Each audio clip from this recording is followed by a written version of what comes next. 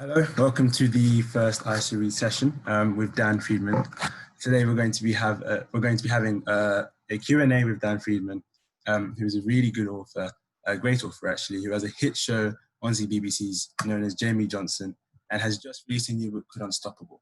But thank you all for coming. You've been able to sell out. So I'm really grateful for all of you turning up, and I hope you enjoy. So we're gonna get straight into it.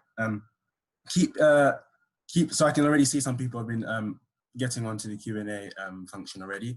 If you have any more questions, or you would like to ask questions, I mean, you don't have to start them now, but if you'd like to ask questions, you can either put them up in the Q&A chat, or at the end of the webinar, we will make sure to allocate time where you can all raise your hands and we'll get some of you to talk and ask some questions as well.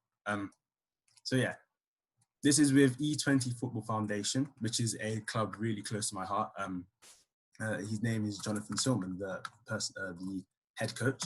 And through this, I was able to become a coach. And to be fair, this is probably where my inspiration and my drive for football started. So I'm going to bring on Jonathan for 5 minutes to talk about E20 and give you all an idea of what that is.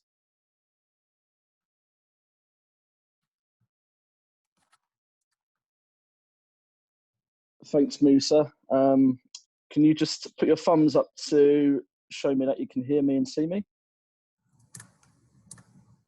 Yeah, I can hear you. Excellent. Fantastic. Okay, so thanks for that little introduction. I really appreciate it. And also I'd like to thank Dan for coming online as well and taking a few Q&As a bit later. So just give you a quick heads up on where E20 Football Foundation idea came from. It stems from really back when I started off as a football player myself. So I was brought up in Margate area, which is in the south of Kent. And there wasn't much opportunity for getting into football clubs back there. I think the closest one, the closest kind of professional team was Gillingham, which was already about an hour and 40 minutes on the train to get to.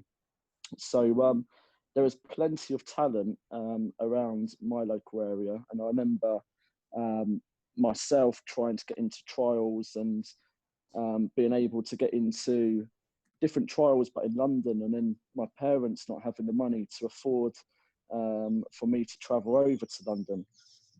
So I think that's always been inbuilt in my mind, you know, what happens to those kids that have got the talent but are unable to make it in the football world. So when I moved to London, I was at that time competing in athletics, and this was when I was a lot older. So I was about 21. I was competing for my country, which was Italy, and representing Adidas. And I always thought, I would love to move to the athletes' village, which it was back then, because as we all know, London held the 2012 Olympic Games. I ended up marrying after a couple of years, my wife Fatima, which some of you know if you're members of E20 Football Foundation. And we have 2 children together, Hamza and Adam. And I remember being one of the first 20 residents to move into E20 in East Village.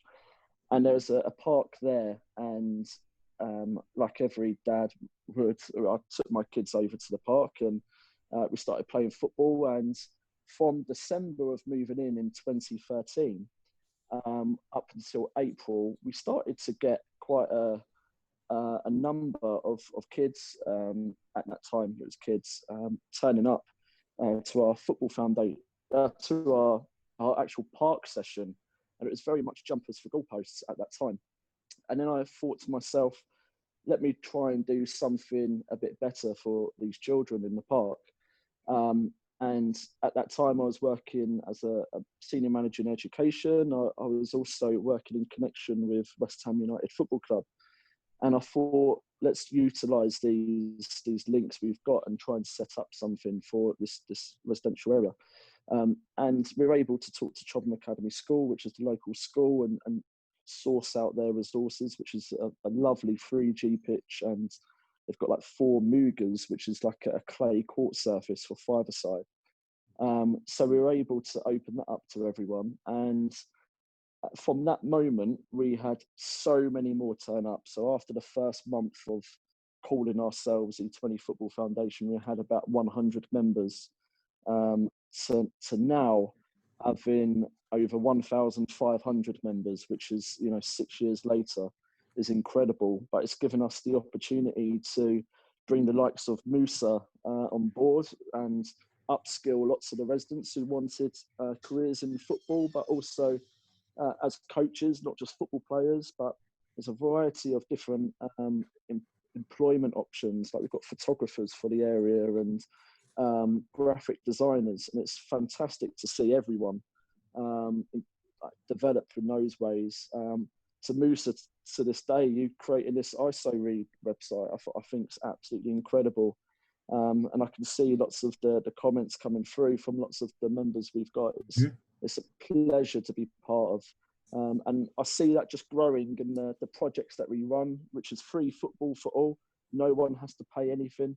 We're able to provide people with, the academy structured training, matches.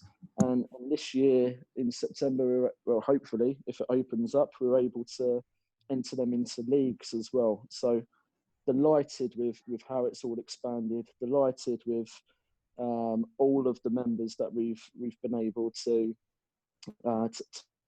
provide this service to. And this is just one aspect to see you, Musa, delivering these sessions, which is just absolutely beautiful to see. And I'm happy for us all. Thank you very much, John. Thank you very much. Yes, so as you said, that was John. And E20 again, very grateful for what you've done for me. And yeah, so I'm now going to pass over to Dan Freedman, the author himself. And thank you again very much, John. Most welcome. So now we're going to bring on Dan Freedman.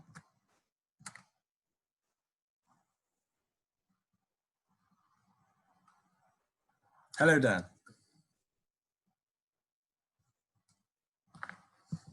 I think your mic's on mute, Dan.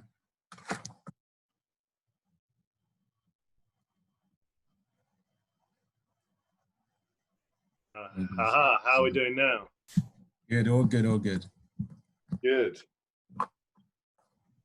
So, yeah, so how we're going to do now is, so we're going to ask, what we're going to do is we're going to start off with some Q&As, because some people are really desperate to ask some questions, as you can see, which is really great, of course.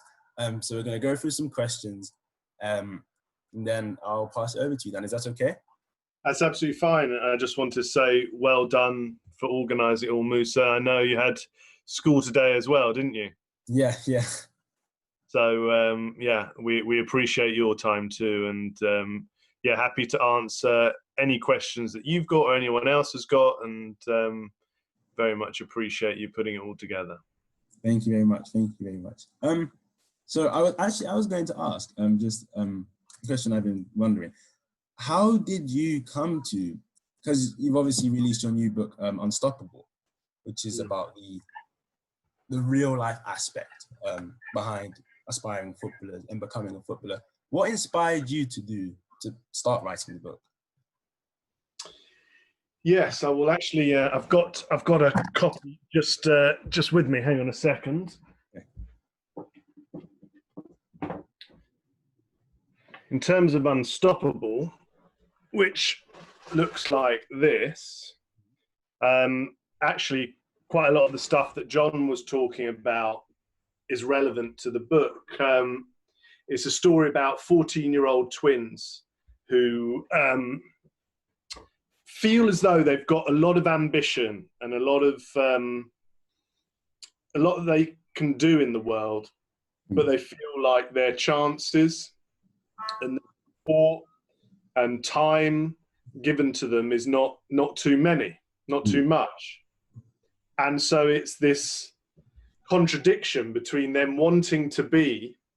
So the girl is a tennis player called Roxy, and she wants to be the next Serena.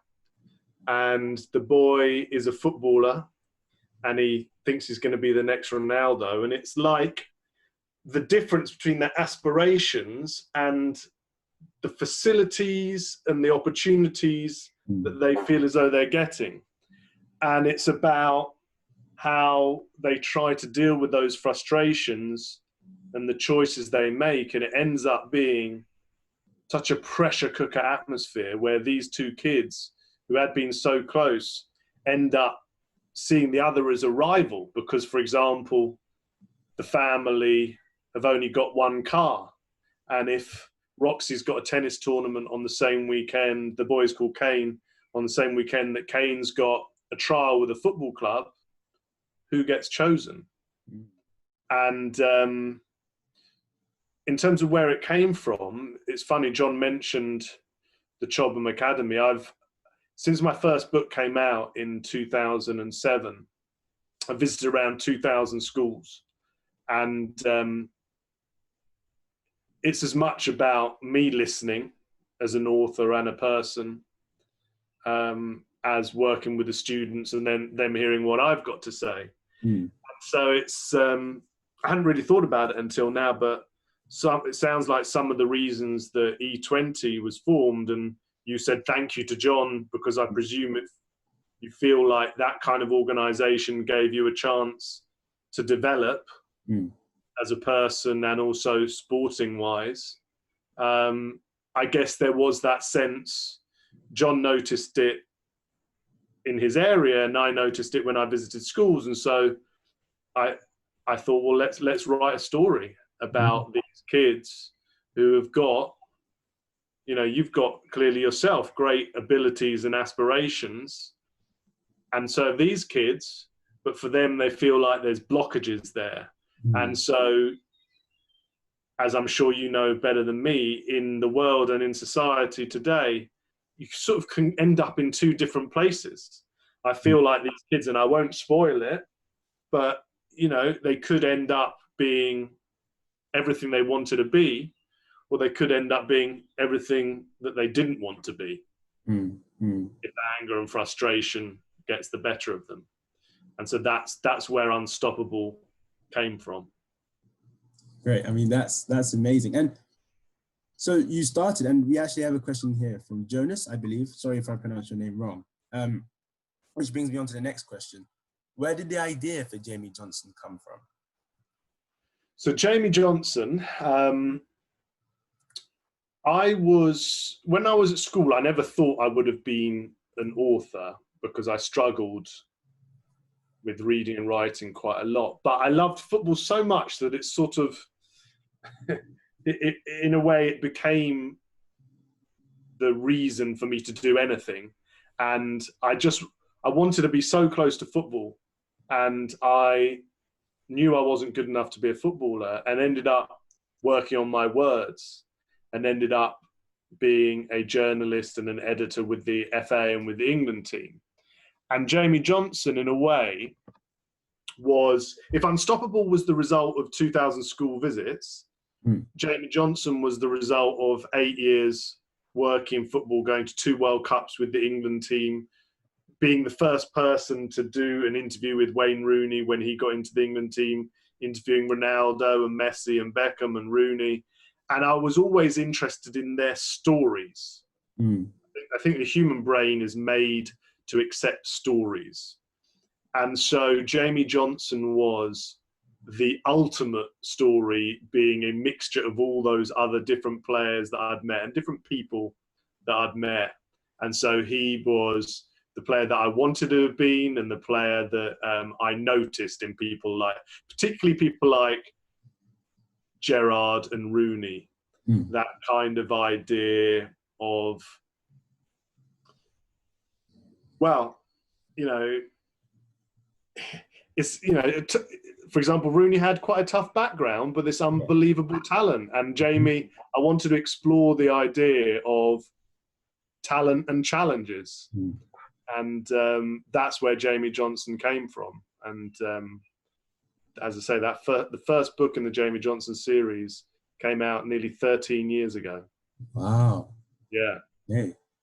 So yeah, I mean, yeah, even when I watched it myself, I've been watching it for quite some time now. I'm still quite a fan of it, even though I'm 17 years of age. But I mean, yeah, it's very real. It's aspects you don't necessarily think can affect the progression of one into the career of a footballer.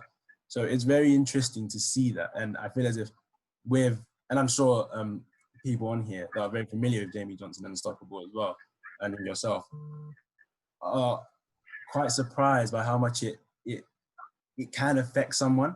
And I don't think many people recognize that. So I think Jamie Johnson does a really good job in making sure children can understand that even at a young age. So I'm a very big fan of it, and I just think it's really, really good. Oh, thank you, Musa. No problem. I mean, we can go for one more question, and then what we'll do is we'll keep more and more questions going. I mean, we'll make sure we'll try to answer as many questions as we can. But we have a question here from Claire Maris. Your new football book, your new football and tennis featuring Dan Freedman. I don't know what that means. Which of those sports do you favor most? Oh, okay. So she's asking which sports do you favor most, football or tennis? Well, probably football. Just my background. I've played it more. One of the reasons for the tennis was that I wanted a solo sport, because one of Kane's challenges is when he's playing football to be a team player, because he feels like it's all about him at the beginning. I don't know if anyone's been watching The Last Dance, but I got to a bit last night where Michael Jordan was learning how to be a team player and to trust other team members. And so that's a journey that Kane needs to go on. Meanwhile, Roxy, one of her challenges is dealing with the loneliness, in a way, of playing in an individual sport, because, as you know, and lots of people know, you know, she has to make so many sacrifices to follow her dreams, and socially she feels distant from people at school, and people are jealous of her, people bully her, and she's built up her body because she wants to be stronger, but then she's a bit embarrassed about that at school. And so I wanted someone to feel alone, and that was part of her journey, and so that's why that individual sport of tennis came up. So I love tennis, but to answer the straight question of which one, it would be football. Football, of course. Okay, Claire says thank you. We have another question now from Arthur Redwood. He asks, out of all the footballers you have interviewed, which do you find the most surprising? This is a good question, I think. That is a good question, Arthur. Yeah.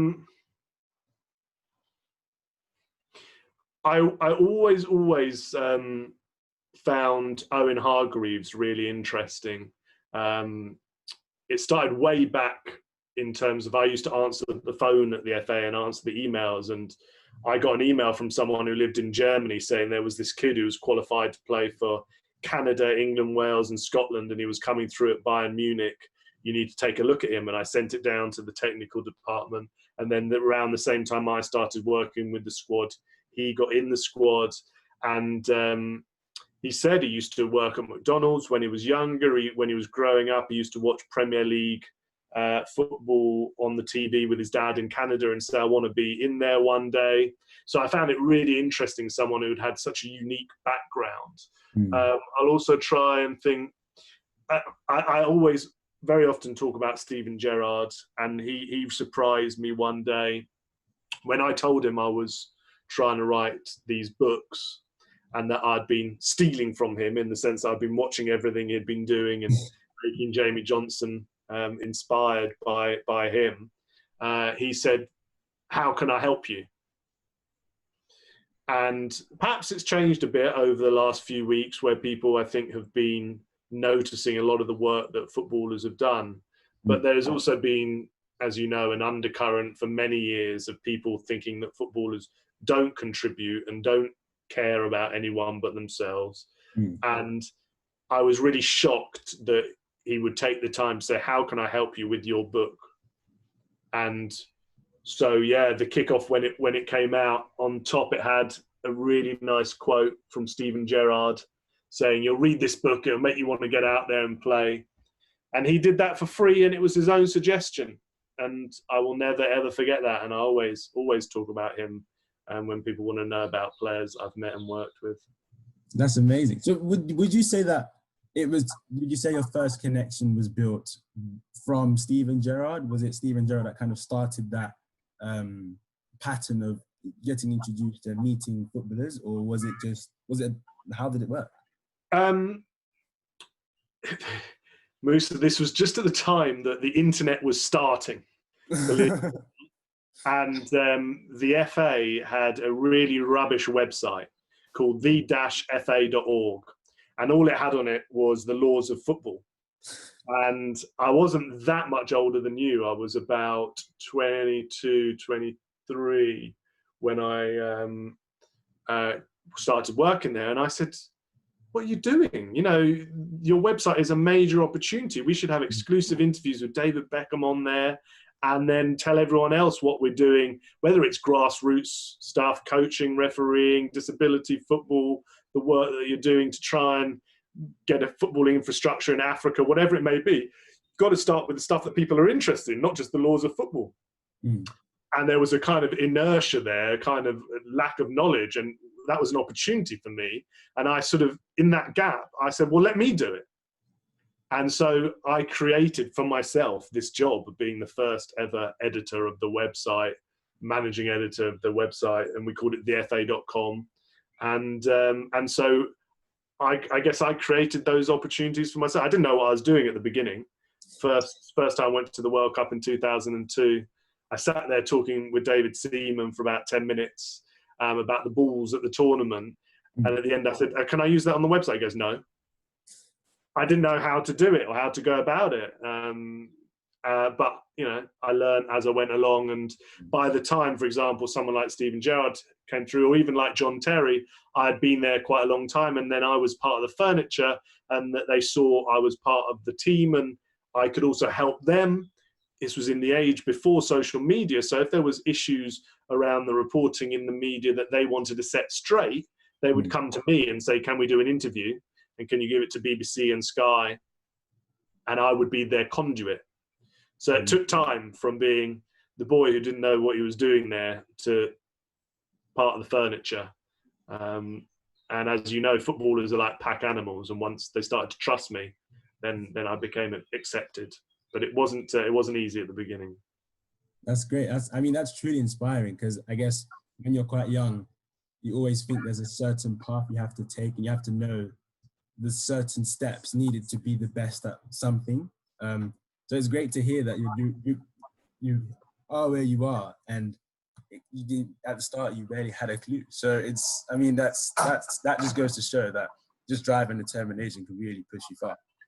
I think you can even compare it to an interview like we're doing now, in the sense that you can have all your questions ready, but in life you've got to be as versatile and as swift in responding as you can. And if there's an opportunity there, you've got to take it. Even now, with what's been happening over the last couple of months, it's horrendous. But you've also noticed that different people in different businesses and walks of life have taken the opportunity, either privately or publicly, of making the most of what is happening. And I think that's what you have to do, isn't it? You have to be, to use the key word, you have to be alert. And if there's an opportunity there, you've got to take it, even if it wasn't part of the plan. Just thinking about John Wooden, who is one of the greatest basketball coaches of all time. And he coached UCLA, but he wanted to go to Minnesota. And he said, to Minnesota, if you call me at 6 p.m., I'll take the job. He didn't get the call, and UCLA called at 7 p.m., so he took that job. And then Minnesota called 10 minutes later. There'd been a problem with the weather. The phone lines would be down. They hadn't got through. But he went to UCLA, and he became the most successful basketball coach of all time. And that's how his journey ended. Do you see what I mean? Yeah. We have to. It's tough because we feel safe when we've got a structure and a plan, but we have to be adaptable too, don't we? Yeah, I think that perfectly suits this time. I mean, it's such a big change and everything. So I think during this period in time, it's important. And as you said, it's important to just make the most of what you can and just take the opportunities that are there for you. which is time, I guess, for most people. The idea that there's more time for everyone to do something different that can enhance them. And so, yeah, I mean, it's a great answer, to be fair. So I don't know if you wanted to do a read through quickly in one of your extracts, any book you don't mind. I think most people were requested Jamie Johnson prior to this. I'll do a quick reading and then we'll do more questions, shall we, for people who are taking time to join us. So yeah, this is from the Stephen Gerrard endorsed the kickoff. And it was, I wanted a moment at it was the first book I ever wrote. And I wanted to try and capture that feeling of nerves and trying to prove yourself on the pitch. Jamie's 14 years old. He's been bullied a bit by this kid, Dylan Simmons. And then there's a trial to see who's going to get in the school team. And Jamie's hoping the trial will be his moment to get a bit of respect. But in the trials, it hasn't been going very well. And Dylan's playing on the opposite side. Jamie Johnson jogged back to his position on the left wing. He was shaking his head. The sad thing was, for once in his life, Dylan Simmons actually had a point. Jamie had hardly touched the ball all game, and he knew it. Mr. Marsden, the coach, probably wasn't even aware that he was on the pitch. But then, out of nothing, right near the end, it happened. There was one chance for Jamie. The keeper on his side belted the ball forward. It was a huge kick, and when it hit the hard, dusty ground, it bounced so high that it went over the whole of the opposition defence. Jamie spotted what was going to happen before anyone else on the pitch. He dashed after the ball, and he was way too quick for the defenders to stay with him. It was just him against the keeper now, one-on-one. Latching onto the ball, he steadied himself as he waited for it to drop. Just one sweet strike from his left foot. Then Marsden, then the whole school would know exactly who Jamie Johnson was. He could have smashed it in on the half volley, but let the ball bounce to give himself that little bit more time. Then he swiveled, and with his right foot planting the ground and his left knee bent all the way back, he got ready to snap through the strike. But just as he was about to crack the ball home, he was hit by a cyclone of a challenge. Dylan Simmons, a human truck, had driven straight into Jamie, catapulting him into the air. Jamie now found himself lying, winded on the ground. His dream goal had been ripped away. "Get up, diver," shouted Dylan, grabbing Jamie's shirt by the collar. "Get your hands off me," said Jamie, desperately trying to get his breath back. Dylan had taken him out good and proper. It felt as though someone was in his chest, strangling his lungs. The more he tried to go up in the air, the more it hurt. "Okay, you two, break it up," said Mr. Marsden, quickly on the scene.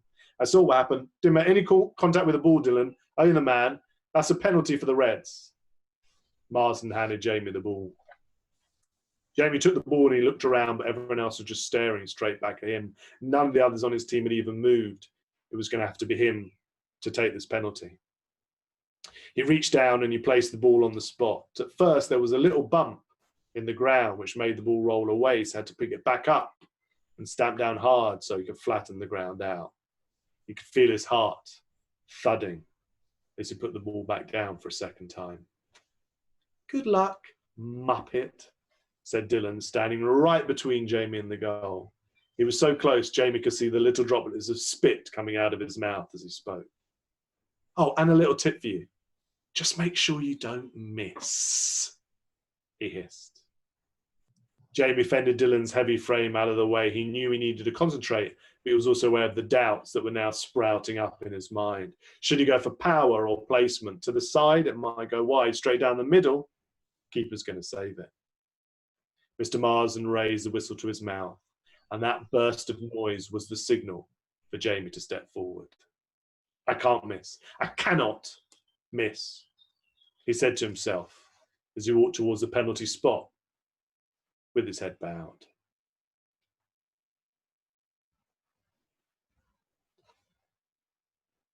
So yeah, those were some of the first words that I ever wrote about this kid trying to get to the top, but deal with the first obstacle, which is, can he get that penalty in the back of the net or not?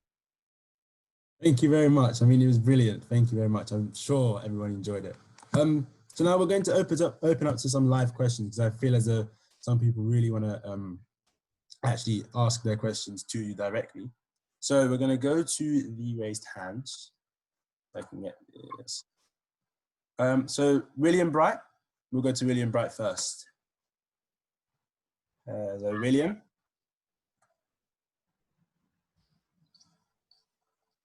Hello. Yeah, I don't think William's mic is working. Hello. Oh, there we go. Hi, William. Hi. Hi, William.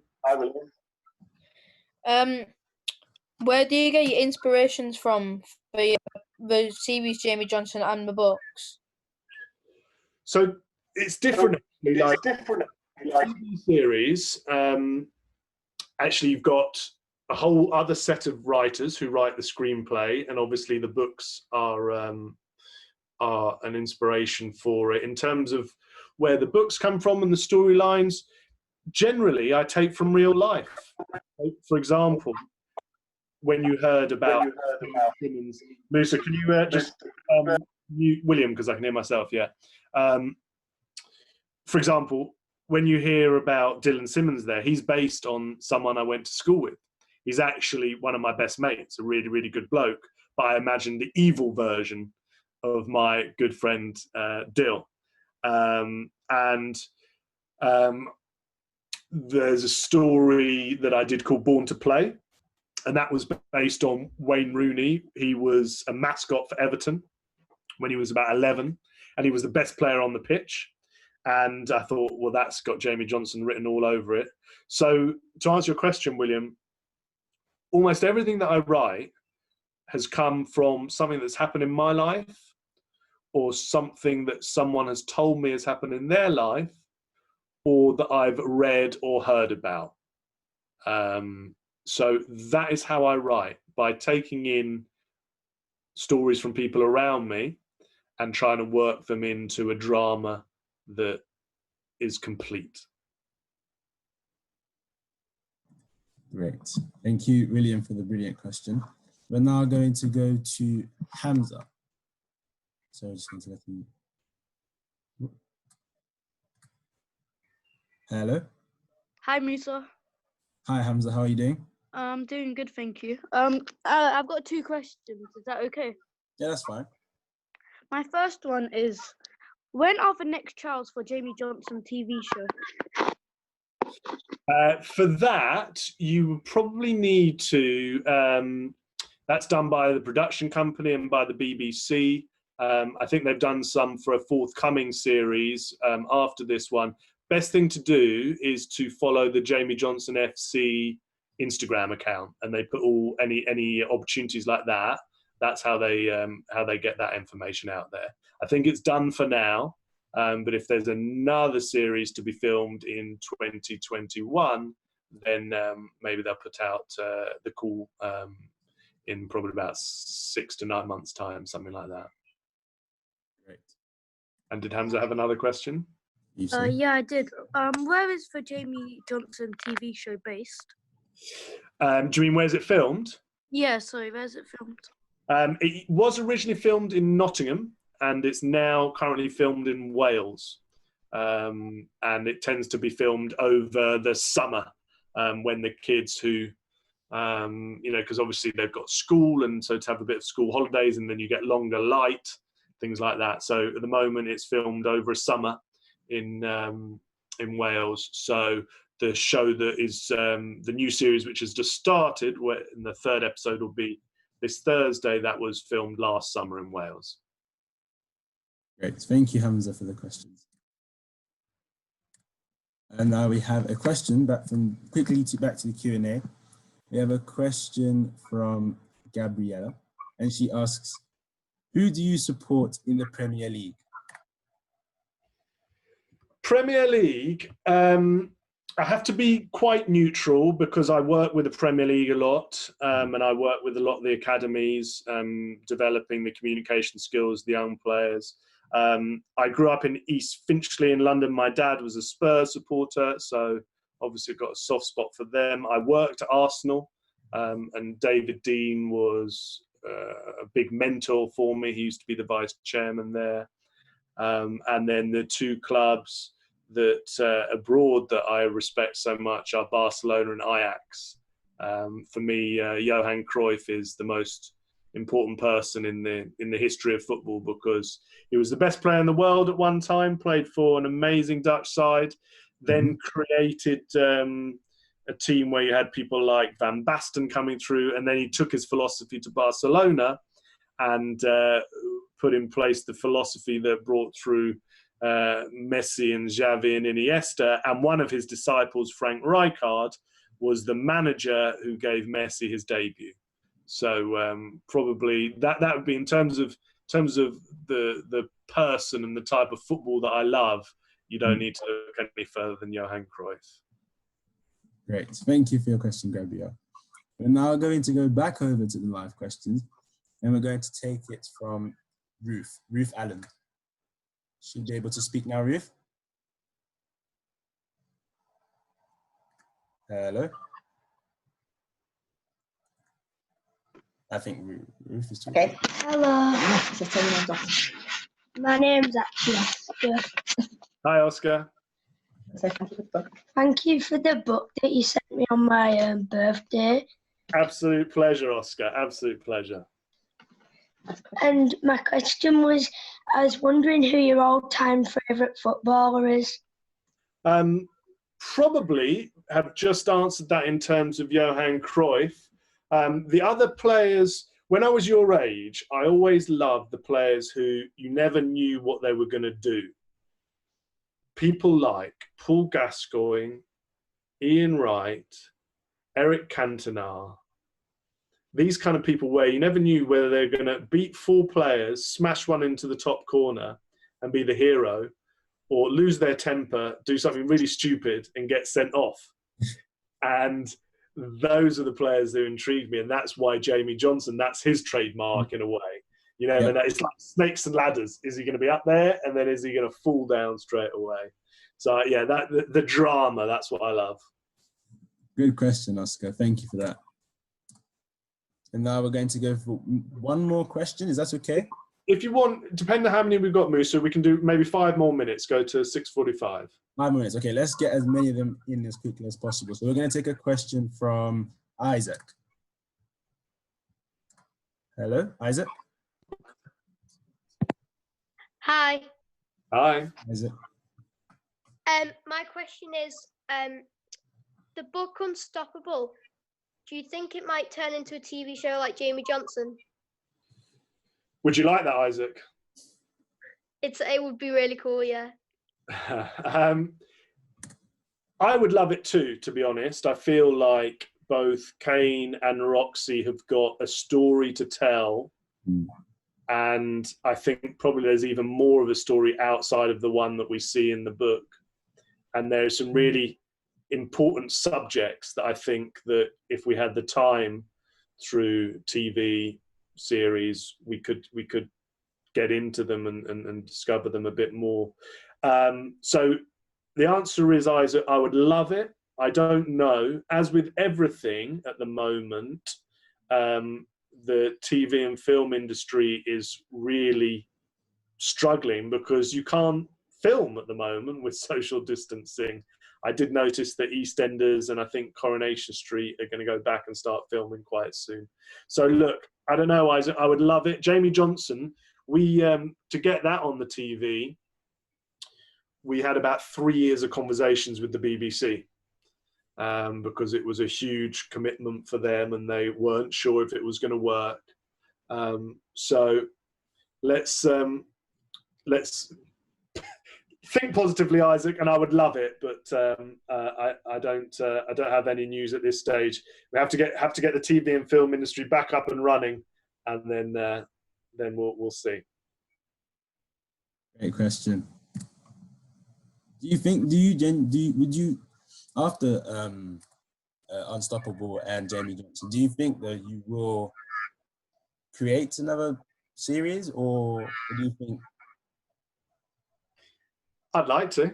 I think I always say that as long as I've got ideas and as long as people are interested in what I've got to write, then I'll keep going because I think it's the best job in the world, really.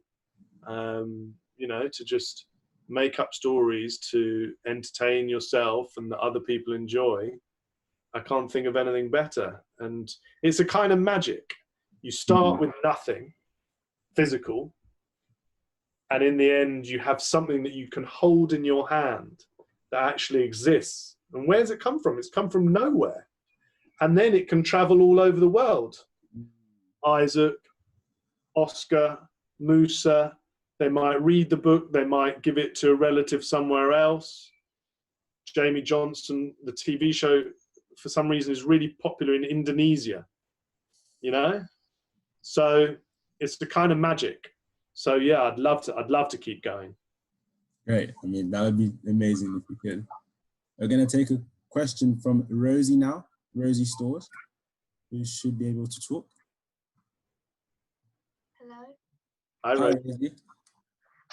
My question is, how do you motivate yourself to work by yourself, writing and stuff? Yeah, it's.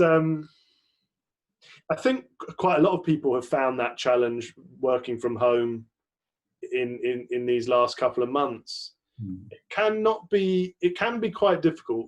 What I find is, in all honesty, events like this are very helpful because then you're talking to the people who, I'm talking to my bosses. And so Musa and Rosie said, are you going to do another? When you ask me that question, that motivates me. And then really what I have to say to myself is, right, in the story I'm working on, what would blow my mind to happen next in the story? What would really intrigue me or surprise me or move me? Mm.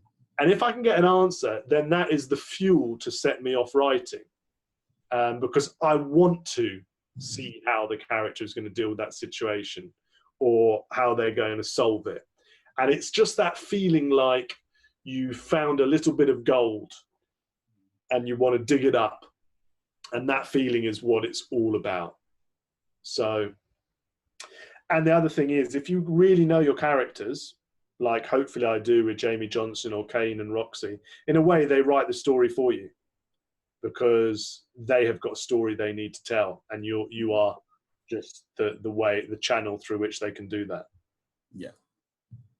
Great. And I mean, Rosie, yeah, you're already on the right track. So if you keep going up to sessions and trying to find inspiration, I'm sure you'll be able to do it by yourself and work even better than you have before. So great question. I'm sure that was helpful for everyone.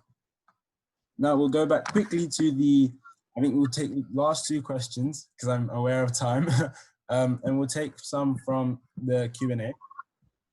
So we have a question from, from Leon, who asks, have you ever interviewed Cristiano or Messi? Well, that's already been answered. So I hope that gives you, what you need. Miski asked an interesting question, however. Who are you inspired by?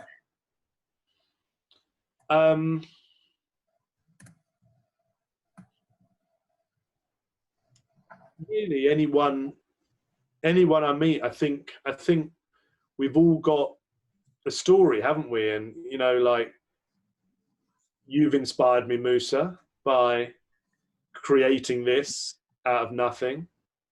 As I said, I watched The Last Dance, and I'm inspired by Michael Jordan. I read a book. At the moment, I'm reading a novel. I'm just going to get something.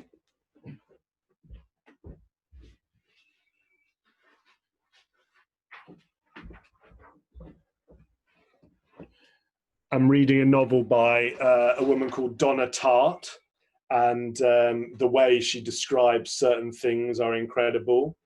And then you might just come, I'm also reading another book called Mindset, which is about having the ability to learn, really. And listen to this, maybe we can end on this, Musa. I actually tweeted this as well. This was a paragraph in that book, Mindset, by Dr. Carol Dweck, which I found inspirational. And it's about, school and teachers and students. So the quote is, great teachers set high standards for all their students, not just the ones who are already achieving. Marva Collins, who was a teacher in America, established on day one an atmosphere of genuine affection and concern as she promised students they would produce. I'm going to love you. I love you already, and I'm going to love you even when you don't love yourself, she said to the boy who wouldn't try. And so I think in terms of what inspires me is when people, great people like that, but also when people believe in you, whether you get it right or wrong, that freedom to make a mistake is really, really inspirational, motivating, liberating. And I think that that's something that we should all try and do more, is make as many mistakes as we can. As long as we don't keep making the same mistakes, but to make different new mistakes, that should be the ambition for all of us, because that's how we move forward. Great. I mean, again, terrific answer. So thank you very much. Thank you very much, Dan. We have one super eager person that actually took the initiative to ask me the question prior to the session. So is it okay if we answer that one really quickly? Yeah, and I was going to say as well, if anybody has any other questions, can contact me through the website. We've also actually just had the ability, you can get signed books on there as well. So I'm always, if there's anything else people want to see on the website, let me know. But yes, any other questions? But yes, hit me. Yes, I'll quickly put in the chat your website so everyone can make sure they have access to that. And yes, the questions from Isata. So if Isata's able to talk.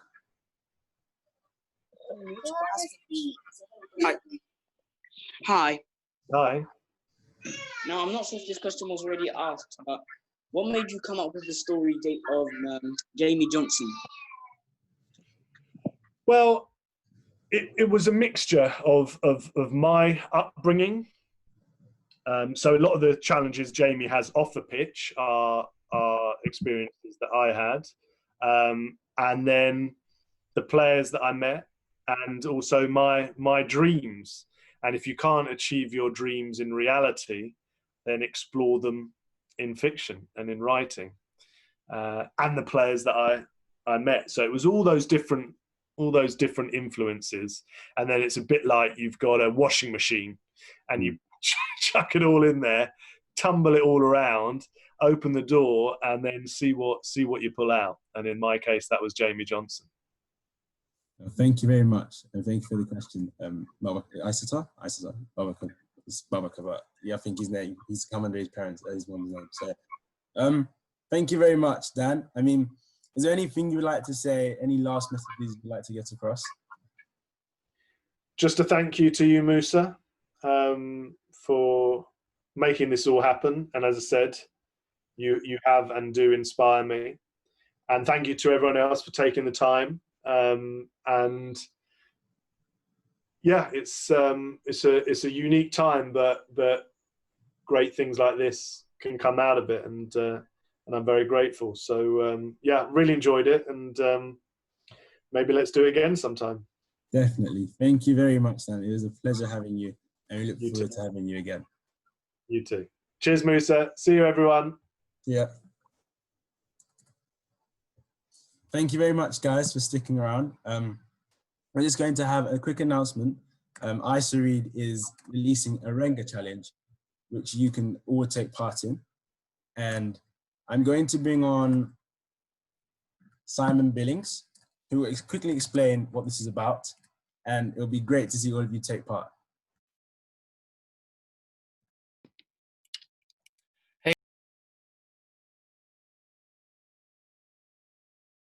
Simon? Hey guys, hey Musa, how you doing? Good, thank you. Good, yeah. No, I just want to quickly say Musa and I have got this Renga challenge on ISAREAD, and basically all you have to do is just write 2 lines about how you feel about lockdown. And I know that, you know, some of you might not have had that experience of writing a short poem, or writing 2 lines, writing a couplet. But really, if you haven't had the experience, that's even better. Like, we just want to get people writing, experimenting, and trying their hand at poetry. It's just 2 lines, it's a couplet, and you write about how you feel about lockdown right now. and you could even rhyme it. You could try some kind of rhythm or not, and hopefully at the end you can donate as you're willing. Donate maybe £2 because of couplets and everything to the World Food Programme, which is really in just desperate need right now, for as much as they can get. But that would be great. Yeah, we hope that you can take part and maybe donate. That'd be amazing. Yeah, I mean, we're looking to kind of gather and stick together as many as we can. So even if it's a completely random couplet, I mean, Yeah. we can try and put them together. And I'll make sure I'll put it in the chat so you can all see. The point is, we're trying to write a poem as a community. So if we get like 2 lines from each of you, then hopefully Musa and I can work it out and arrange it as like a very long poem that the community has written together, and we can put it on ISO Read. And you'll be anonymous, but you'll just be credited at the bottom. You'll be acknowledged as a part of this this community poem. Great, thank you very much, Simon. Yeah, thank you, Musa. Thank you. So yes, again, thank you very much for joining. I hope to see you again soon. Do take part in the Renga challenge. Good fun. It's going to be interesting what we come up with. But if you go in the chat, you can find the link there for it. Sessions will be coming soon. Take it easy, stay safe, and thank you very much for attending. Goodbye.